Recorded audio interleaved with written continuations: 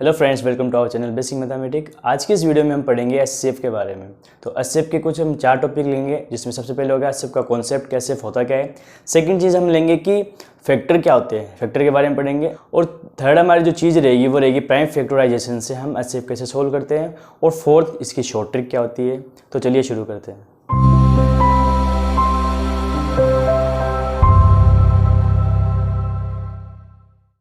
तो सबसे पहले हम बात करते हैं आज एचसीएफ के कॉन्सेप्ट की।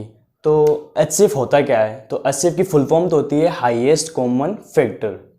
तो अब इसका कॉन्सेप्ट है कि मान लीजिए हमें 2 या 3 नंबर के बीच में एचसीएफ फाइंड करना है, तो उन तीनों नंबर में जो सबसे बड़ा कॉमन फैक्टर आ रहा है वही हमारा क्या हो जाएगा, एचसीएफ हो जाएगा। अब फैक्टर क्या होता है तो मैं आपको बताता हूँ। मान लीजिए हमें 12 के फैक्टर फाइंड करने हैं।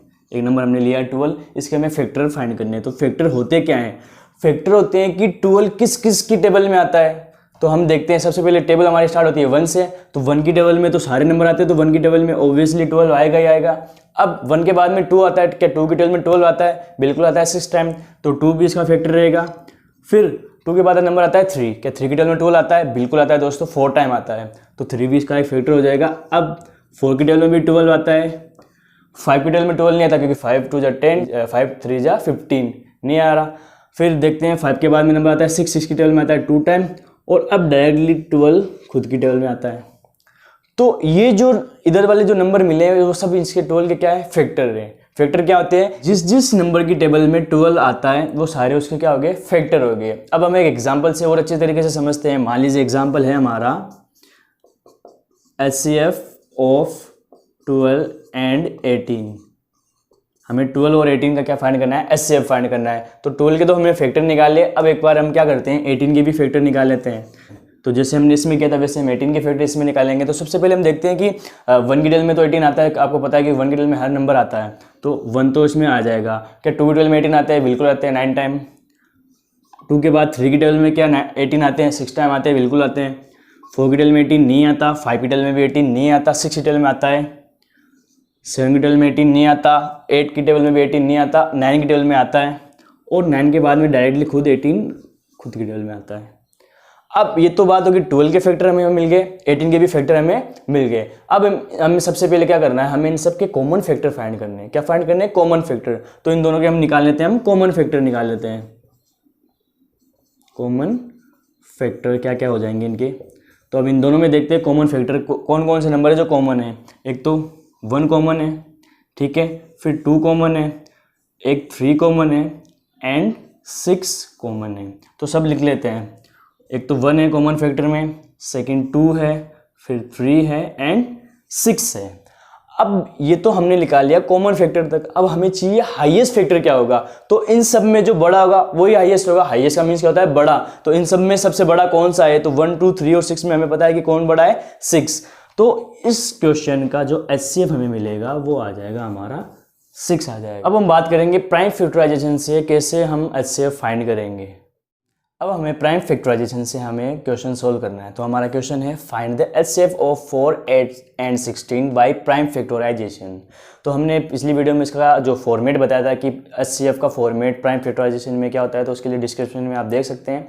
और अब हम बात करते हैं प्राइम फैक्टराइजेशन से एचसीएफ कैसे सोल्व करना है। तो सबसे पहले फॉर्मेट बना लेते हैं। जैसे 3 फॉर्मेट बनेंगे इनके, जिनमें सब में एक एक नंबर लिख देते हैं। 4 8 एंड 16 भी हम लिख लेते हैं। अब इन सब के हम क्या निकालेंगे, प्राइम फैक्टराइजेशन से हम इनको सोल्व करेंगे। तो देखो सबसे छोटा प्राइम नंबर होता है 2, 2 से 4 आता है 2 की टेबल में, और 2 टेबल में 2, ये इसके ये यहाँ तक कंप्लीट हो गया।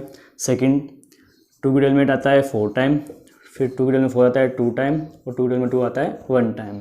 अब इसकी बात करते हैं, 2 टेबल में 16 आता है हमारे 8 टाइम, फिर 2 टेबल में 8 आता है 4 टाइम, एंड 2 की टेबल में 4 आता है 2 टाइम, और 2 की टेबल में 2 आता है हमारा 1 टाइम।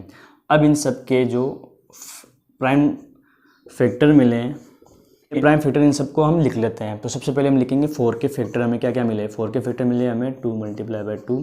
फिर लिख लेंगे हम 8 के हमें फैक्टर क्या मिले, 8 के फैक्टर मिले 2 × 2 × 2, एंड 16 के फैक्टर हमें मिले हैं 2 × 2 × 2 × 2। अब इन सब में सबसे पहले हम निकालेंगे कॉमन फैक्टर क्या क्या मिले।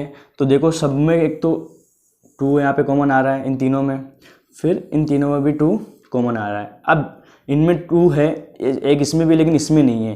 तीनों में कॉमन आने चाहिए, तीनों में कॉमन नहीं है, इसलिए हम लिख लेते हैं कॉमन जो भी हमें फैक्टर है। क्या क्या मिले, 2 मल्टीप्लाई बाई 2। अब इनको मल्टीप्लाई करने पे हमारा जो आंसर मिल जाएगा 4, जो इसका क्या हो जाएगा, HCF हो जाएगा। तो दोस्तों पता चला कि जब कॉमन फैक्टर को हम मल्टीप्लाई कर लेंगे तो इससे हमें हाईएस्ट कॉमन फैक्टर हमारा आंसर मिल जाएगा प्राइम फैक्टराइजेशन से। अब हम बात करते हैं शॉर्ट ट्रिक की। मान लीजिए कोई भी एग्जाम में अगर ऑब्जेक्टिव क्वेश्चन आ गए तो हमें वहाँ कैसे जल्दी से जल्दी क्वेश्चन सोल्व करना है, तो उसके लिए मैं लेके आया शॉर्ट ट्रिक। तो इसके अकॉर्डिंग फर्स्ट क्वेश्चन हम देखते हैं। इसमें देखिए सबसे छोटा नंबर हमें देखना है, सबसे छोटा इसमें क्या है 6। अब 6 की टेल में अगर ये बाकी के नंबर आ रहे हैं तो उसका HCF सीधा सा क्या हो जाएगा 6। 6 की टेल में 12 आता है, बिल्कुल आता है 2 टाइम, उसकी टेल में 18 आता है 3 टाइम, तो इसका HCF क्या हो जाएगा दोस्तों 6 हो जाएगा। बात करते हैं सेकंड की। अब इसमें देखते हैं 8 की टेल में 20, सबसे छोटा जो नंबर हमारा है वो है 8 है।